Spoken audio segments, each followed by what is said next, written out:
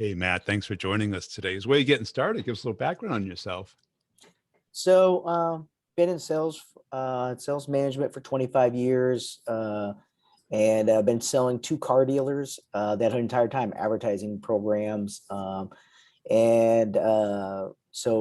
anything from $3,000 deals to $100,000 deals, and then I started, about 15 years ago. I was vice president of a large advertising company, and I was training a lot of people. And honestly, if you ever heard this before, you want to learn something, try to teach it, right? Yes, And so when I started teaching it is when I really realized what I was sometimes I just didn't even know what I was doing that was exactly. working so well. And then I had to evaluate it so I could teach other people's what I was doing and why I was doing it and when I was doing it and all that stuff. So I really started to develop a little bit of a reputation for that, as far as being able to teach people how to close a car dealer, because I mean, they're the top of the food line when it comes to sales, right? And so you got to be a little bit clever on, you can't do traditional sales tactics, because they're going to see it come and say, oh, you're just trying to do this. So stuff like that. Well, Well, they'll call that's you it. out. They'll call you out.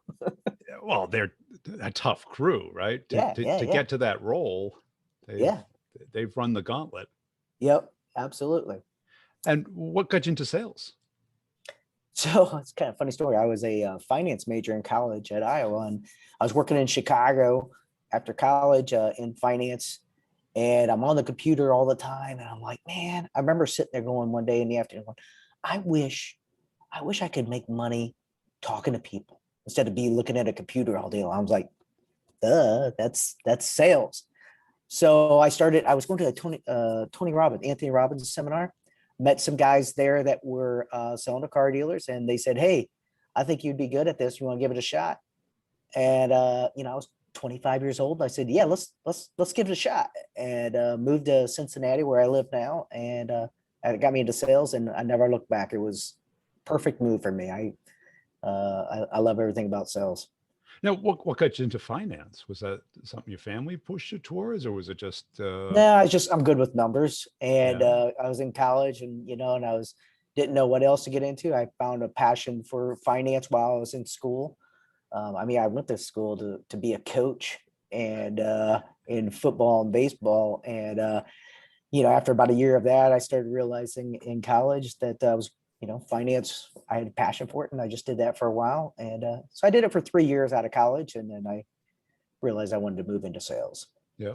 So you had that, which is hard for a lot of people, kind of the wanting to talk to strangers. Yeah, yeah. I mean, it's just kind of that part. That part was the natural part for me. It wasn't something that I had to really. I've never had to really, stressed out, or there are some people that just, you put them in a room with people and they freeze up. That was never me. I walked into a room, and I'm going to meet as many people as I can in that room by time's up. But then but selling's so much more than that, right? Because Oh yeah. right, because you can build rapport and everything, but you kind of got to lead them, see they're qualified, see if they have the problem you Yeah. solve, Yeah. Yeah. change the way they view it. Oh yeah. Yeah, just there's a lot of people that think that just because they're good at going to, let's say, an outing and talking to a lot of people, that they'd be good in sales, but that's not the case, because they can talk. Those are the people that typically talk themselves out Out of a of a sale. sale. Yeah, they talk too much, and they go like, "Oh man, I built great rapport with that customer. They love me. They're gonna buy. Blah blah blah." They didn't ask any qualifying questions. They don't know Right. any issues or pains that the customer has, and they don't realize that the customer the whole time was sitting there going, "I wish this person would shut up." Shut the hell up and leave me alone. Yeah.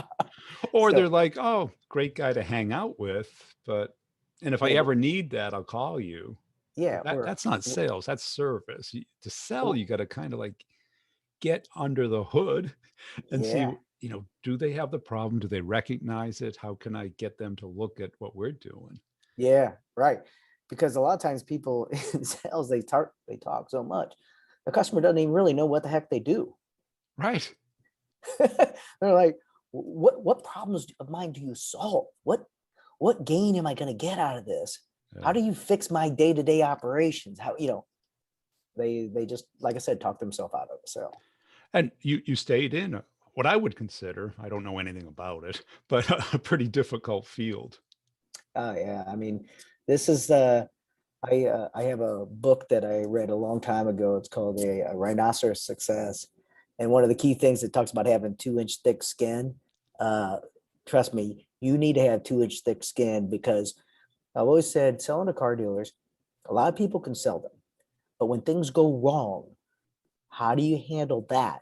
Is those that could stay in, and there's a lot of people that can't handle the stress, the pressure, or the character that you need to be able to fix problems when stuff goes wrong, advertising people, whatever it might be that went wrong, you know. Yeah, Yeah, yeah, because they're it, not exactly wallflowers, are they? no, no, no, because if something goes wrong with a car dealer, he's gonna flat out let you know in more ways than anybody you've ever met on the street. Yeah. you know A- And how did you develop that 2 inch skin other than just years of, um I don't know, I kind of actually didn't have a choice. I didn't come from an affluent family or anything like that. I grew up in the farmlands of Iowa, and listen, I had to figure it out. I had to figure it out and stick in there when times looked tough. And I had a lot of friends often say to me, "Man, why are you doing this? Get out of that. Come do this." I just kept seeing the money opportunity in it. And over time, I started to realize how to handle problems before they became big problems. yeah, Kind of I call it, I got a lot of rules that I live by, and one of them is in the way, in the way. If I know something's going to happen, that's going to be an issue, I'll call my client before they find out. I want to beat them to the problem, kind of run to the problem, so to speak. And I want to yeah. call them up, say, hey, Jim, hey, it's Matt. Hey, man, I know you're going to be a little upset. I got a little bit of a problem. Here's what it is, and I'm going to tell you how I think we can fix it. And I'm going to beat them to it. And a lot of times they're like, Matt, that's not that big of a deal. Or that's cool. Okay, it sounds good. Or take care of me on the next one. And they appreciate that because most people run and hide when there's a problem. And that And pisses people off even more. oh yeah, then they're gonna seek you out, and they're gonna find you, and they're gonna hit you over the head with a mallet. Yeah. Yeah, yeah. And what is the right approach with this type of market to convert somebody, or especially like a new person? Wait a minute. What do you mean? You mean like a customer, or Yeah, a prospect. Yeah. what's the right approach? Yeah, I like don't how know. do you approach them? Oh, D- so uh, I kind of always said you got to be three people to sell a car dealer. You got to be uh, Clint Eastwood, carry a big heavy stick. You got to be able to be tough when you need to be tough.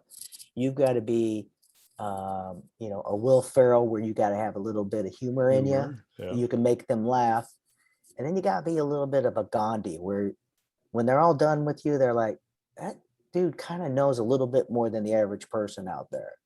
So you got to be able to have that three phases that they go through with you, that they respect you, they think you're fun to hang out with, but they also know you're not going to put up with anything either. You're not going to take their crap. Yeah. And so Are uh, they sequential or are they random? man, they're random. They're not. Yeah, they're. There's some that that are just flat out, they don't care about anything but money. And then there's some that care about their staff, and then there's some that care about the numbers only, and there's some that care about how does it make them feel. Some of them, is this fun? Are they having fun? And then I use I learned a long time ago, I use disc profile as far Yeah. as, and that's a big thing of how I modify how I'm going to talk to somebody based on what I think they are within the disc profile, so that somebody that's a very, cutthroat, high D person, I'm going to get right to it, bullet point. I'm not going to sit there and talk about how's their day going and things like that. They don't care.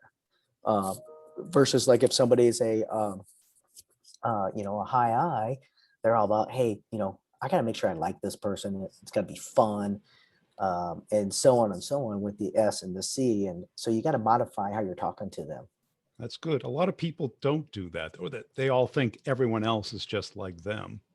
Yeah, I preach and preach and preach that you have to be an actor with selling. You got to modify, understand what that other person's like, quickly identify it and be able to adapt your style of selling to what they are like, because it doesn't matter what you're like. You got to, otherwise you're missing out on a ton of sales if you just try to sell the people that are like you.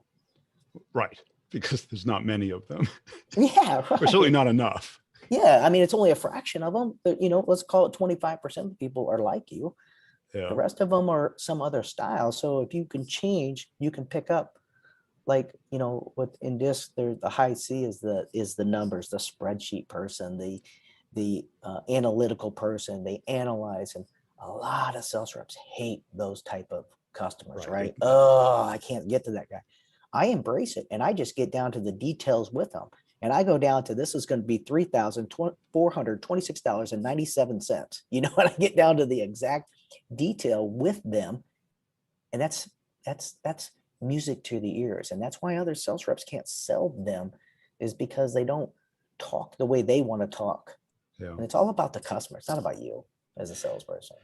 And how have you been good at reading them, determining that? Do you look on their LinkedIn profile? Do you check out their website? Do you find out from someone else what's the person like before Man, you contact? all, as much as you can, all the above. Yeah. Anything you can find out. I do look on their social media because I can get an idea of what type of person is, but based on that. But then when you whether you're selling them on the phone or you're face to face, man, as soon as I walk in, I look at their office and I'm looking at, is it organized? Is there paperwork all over the place? These are all key things that tell me what they're like. And then how do they greet you? From the second they greet you, if somebody says, "Kid, you got 5 minutes," I know I got a high D. I better get right to it. Bullet point. I says, good. Good. I don't like the small talk either. Let's get right to it. If it's a guy that says, "Hey, how you doing? Nice to meet you." Okay, I got a guy that wants to be on the personal side a little bit. I'm going to spend a Yeah. little bit of the small talk with him. And then I'm going to, ease into that before I get into just go right to business. So I look at so many things. I can't say there's really one thing. I know I'm trying to figure out before I start talking what type of person they are. So I'm going on the right path with them. And was this something that you've discovered early in your career? Because the reps that I've met who are great, that just there tends to be some type of framework. Yeah. No, I was as naive in sales as you come. I mean, like I said, I was a farm boy from Iowa and I came in. So I read probably 200 books in like 3 or 4 years of my time, like about psychology, selling, all this stuff. And then I started going to some various selling classes and seminars to really figure out. I had to self-teach myself. I had no family here. Yeah. Nobody in my family had ever been in sales before. So I didn't know anything about anything. And I just studied. And it was a passion. It became a passion to learn it. But you took like a student mindset towards it. Yeah, absolutely. Yeah, I studied more after college than I did in college. Because my livelihood was on it, right? Exactly. Right. You had an incentive to. Yeah, I knew I had to figure this out. I had no other option, no other way. And something like that disc forces you to have empathy, because you're immediately trying to understand how the other person thinks. Right. Yeah, it naturally starts to happen. And that also helps them like you, right? Because you show an empathy and you're understanding, you're talking the way they want to be communicated to. You're understanding their thoughts and how they are versus, man, when I've been out training sales reps and side by side, I kick guys under the table constantly, like shut up, shut up, let me take over. And I tell them, hey, there's some questions. And I always have a series of questions that I'm going to ask in a way that I'm going to get the client to start to self-discover that maybe they are interested in our product versus me just trying to force it down them and tell them they should be interested. I'm a big believer. I want the self-discovery because when they think they need it or want it, it's more real than when I tell them that they need it. And that's what improves the closing ratio, in my opinion. Can you give us an example of one of those questions? Yeah. I mean, just it starts with a kind of a series of stuff like things like, hey, I don't know if you've ever had any interest in this. Can you share with me what are some things that, I don't even know if my product can fix it or not. What are some things in your world that's not going very well right now? I don't know. Let's see if there's anything that I can help you with, because I want to find out if there's a fit or not. I don't want to waste your time talking about all the things I can do if there's no fit for you. Can So you kind share of with a, me? Can yeah, you share with me some of the challenges you're having, or what's keeping you up at night? And then, because a problem question, like, and you're yeah, looking for, yeah, I'm because even looking. if they don't share a relevant one, you can build that into something that's relevant. Well, so here's where you go with that. The first problem they tell you is not the real problem. Right. So I start with that. It says, oh, okay. Tell me a little bit more about that. I'm going to dig a little deeper. Tell me a little bit more. Why is that happening? I'm going to dumb up. I'm like, why is that happening? That seems weird, because I want them to continue to talk about it. The more they start talking about it, several things happen. I start building rapport because now they're doing all the talking versus me. Uh, I start finding out how to sell them because they start to tell you, you don't know if they're going to talk for 2 minutes, 20 minutes, 30 minutes. And I just, once I get them going with a few questions, I kind of sit back, put my hands up and just, I don't literally put my hands up, but I listen and I take notes. I take notes of key things that they're telling me. And then I start formulate how I'm going to go back to them in that same conversation, not later down the road, in that conversation with key points that they told me. I say, hey, now you mentioned this. Can you tell me a little bit more about that? Why that was a problem? I think I missed that. And I may already know exactly why there's a problem, but I want them to tell me, because the more they talk about it, the more it creates urgency. It creates more deeper pain that they start going, I got to do something about this now. And I want them to tell me. That's the whole self-discovery part of it, right? Well, you're trying to take a latent pain and turn it into active pain Yeah. Yeah, that's exactly. relevant to you. Yeah. Because exactly relevant to with whatever I'm selling. Right. Right. Not Yeah. paint or roofing or something. Yeah. Right. Yeah. Yeah. Because clearly the first problem they're going to raise, revenue's down, sales is down, we're not Mhm. getting enough traffic. It's always generic big picture stuff. And Yeah. you got, well, tell me a little bit. Wait a minute. I thought Ford's doing really well right now. Why is revenue down? What am I missing here? What is there something with the manufacturer? Is it your market? And I'll gently add stuff that I know it might be. Is it the location? Is it this area? Is it the recalls on the Ford Broncos right now? What am I missing here? And by saying stuff like what am I missing, they just They love correcting people. they love correcting people. And I like to be corrected all the time. Yeah. I use that strategy, kind of like what I call dumbing up, all the Well, time. it's irresistible to correct somebody sometimes. Yeah, even when you're cold calling, like you call the receptionist and you're trying to get through to somebody and says, "Hey, I got Jim's cell number as 316-472-8832, but it's not going through to him. What am I missing? Oh, I don't know whose number that is. Here's what it is." Boom. So you got the receptionist giving you information, or before you even get Yeah, to the his client. email bounced. Yeah, his email It's box. not Jim@Ford.com. Yeah, right. Exactly. Dummy up curve is works great. Yeah. Get a lot of information out of people with that. And what do you see most of the reps that you were training doing wrong? What were some of the kind of the pivot points along the way? I think one is, so you bring them into a company, a new rep, and you tell them about all the great things the company has. First thing they want to do is they want to go out there and brag. And then they get shut down on the things that the company's doing great, and they don't understand why. Yeah. Whenever I brag, I actually downplay my brag. So I'll say stuff like, "Hey, I don't know if this is a big deal to you or not, but here's one of the things that we do," and whatever it is. And I know it's something that they're gonna want, but I want them, that being the Figure client, it out. to tell me, "No, that's actually real important to us." "Oh, it is? Can you share with me why?" I didn't. I didn't think it would be. And then again, now they're selling me on our features and benefits, right? Versus me selling them. So I think sales reps brag too much.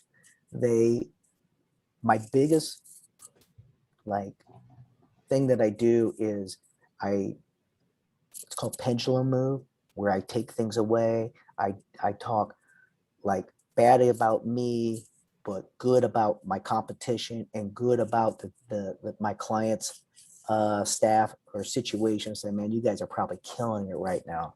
There's probably no reason why you would need something, help from us. Is that fair to say? And then let the client say, no, we're not doing that great right now.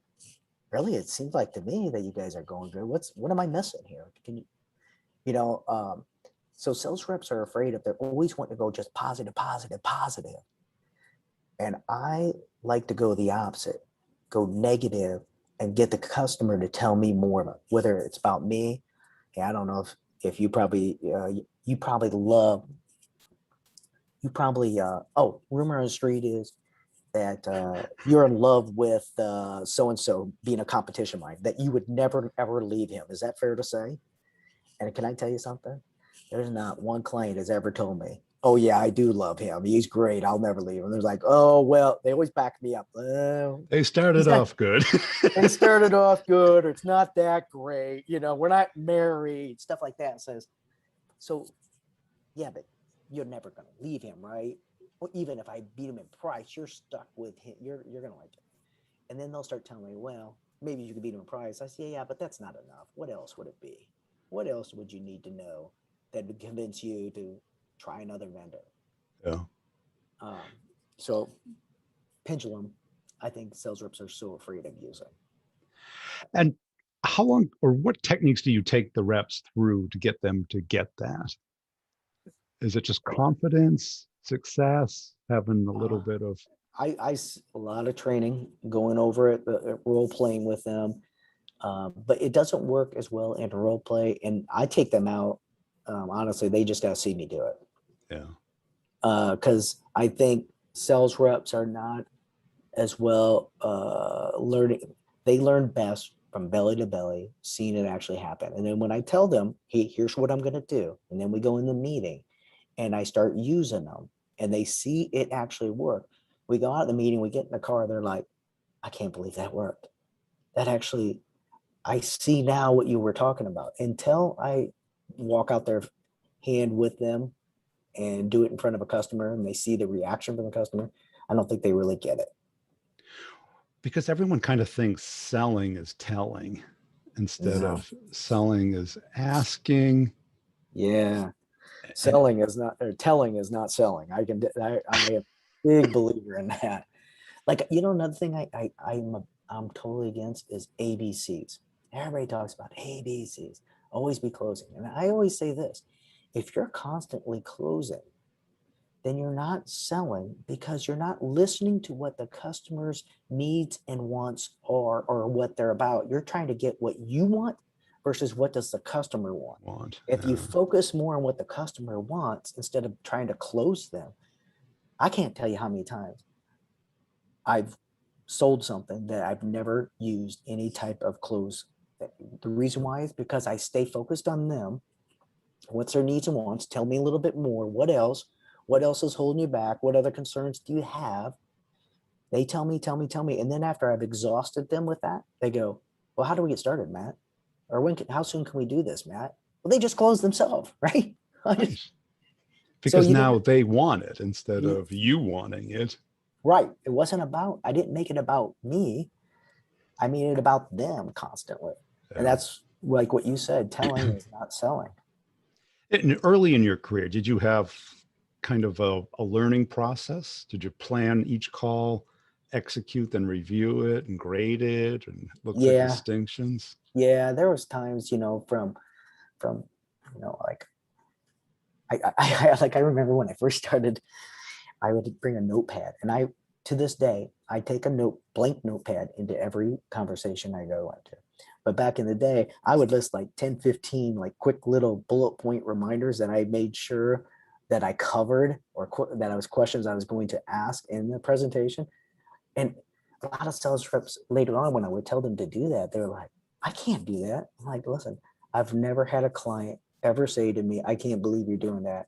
Matter of fact, some of them say, I wish my sales reps would do that, Yeah. because I had a list of things of things I wanted to talk about, and prepared for the meeting.